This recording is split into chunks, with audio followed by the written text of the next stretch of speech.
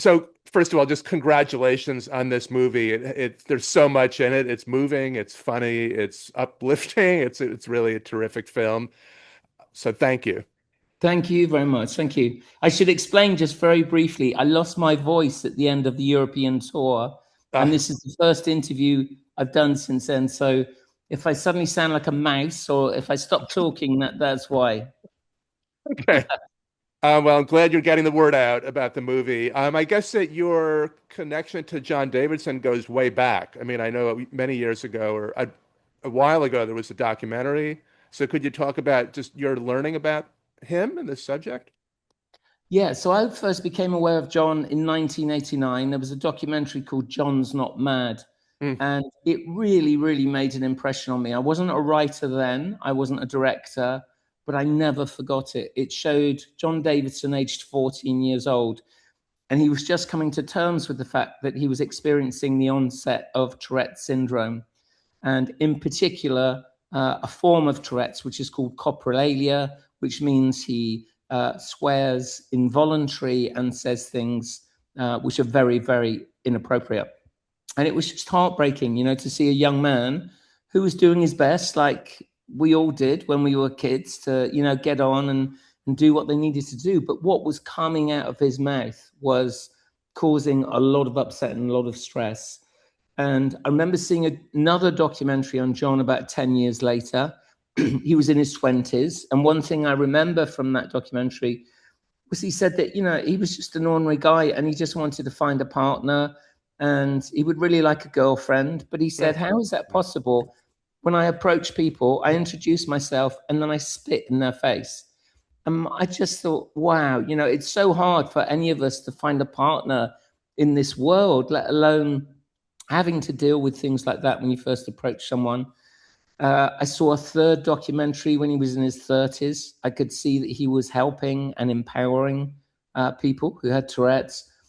Then I saw an update and I saw that he'd been given an MBE by the Queen in about 2019. And about 4 years ago, I was looking for my next project. I was looking for something that was based in the UK that I felt really passionate about. And I remembered John Davidson and I revisited all the material, contacted him on Facebook. And next thing I knew, I was sat in his living room having a cup of coffee with him.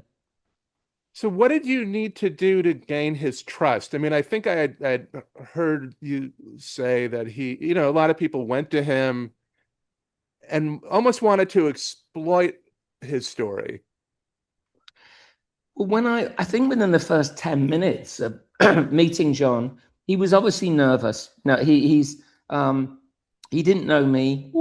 Excuse me, all he knew was that I was a film director and I was about to knock on his door and sit down with him. And that made him anxious and nervous. He was very ticky. He was saying a lot of things which were very inappropriate when I first met him. But when we started to talk, he said, look, the Tourette's community have had a less than ideal relationship with media, TV, radio, press over the years. He said there's been many occasions where they've been invited on shows, TV shows, uh, with the impression that they could help educate people and help people understand more about Tourette's.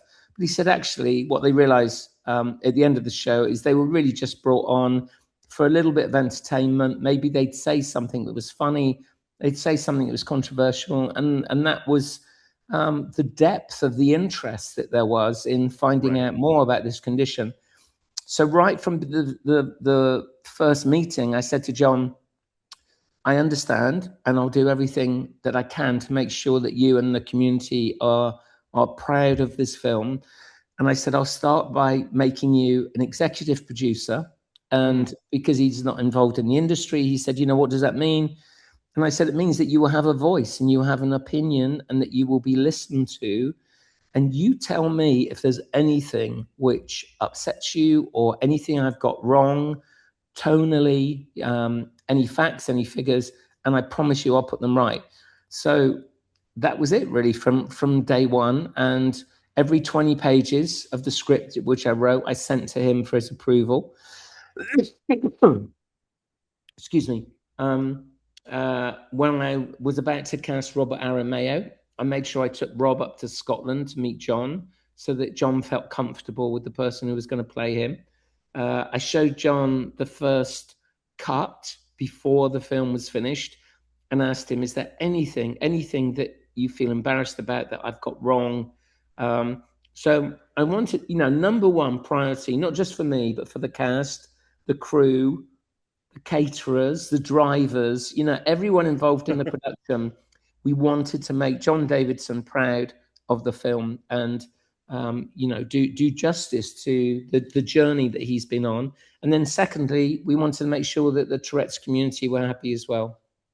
Well, Robert is so extraordinary in the film. I mean, he clearly threw himself into this. And I read one thing that he said, which was so interesting. He said he didn't want to just do the curses like as they were scripted because he wanted it to be more spontaneous. I don't know. Could you talk about that? Yeah. So, I mean, I wrote the script, obviously, before Rob was involved, and it sat there as a script. And in order for each scene to work and make sense, and for the story to be told, and for the drama and the humor and the tragedy to unfold, I had to write ticks. I had to write things, where John would punch or would jump or would shout or swear or insult people.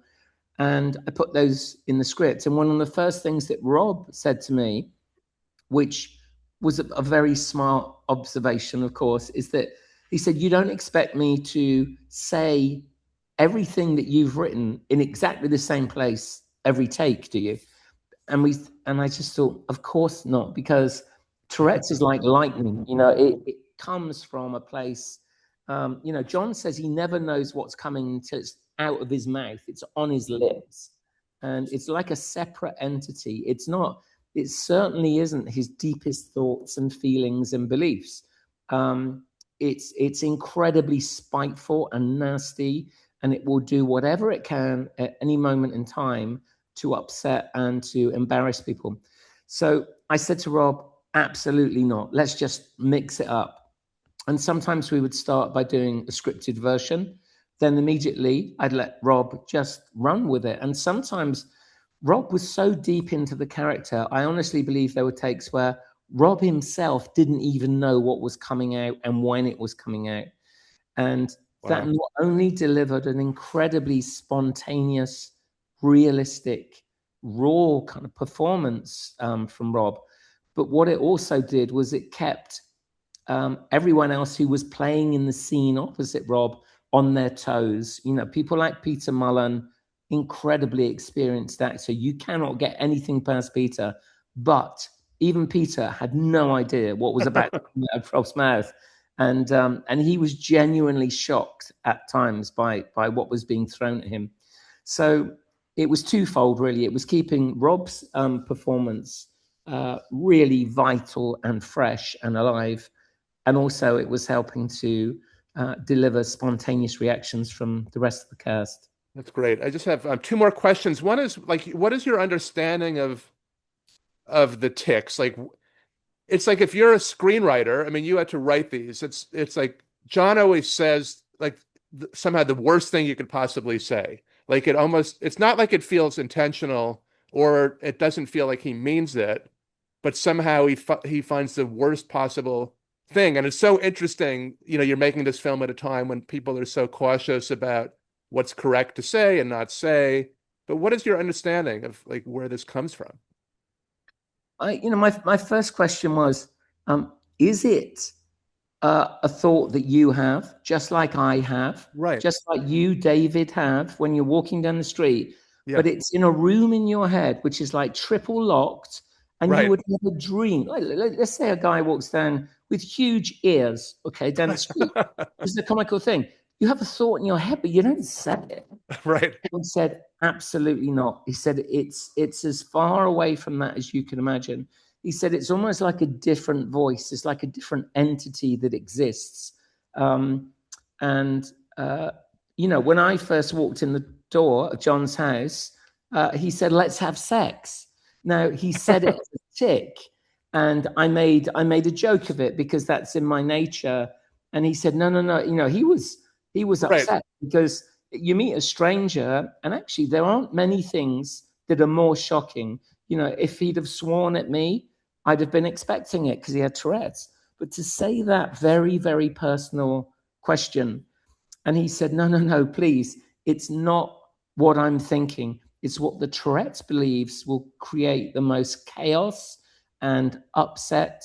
And that's what John's life has been like. So he will go to the shops, and on the way to the shops, he'll see some people from the community who know him, and he might swear, and they go, "Hi, John, how you doing?" Then he gets to the shop. He goes to get a loaf of bread. He sees someone, and something appropriate comes out from with the Tourette's will know what to say, and they're upset, they're angry, they're confused. He has to apologize. Sometimes people accept the apology, sometimes they don't, because sometimes people just don't believe it.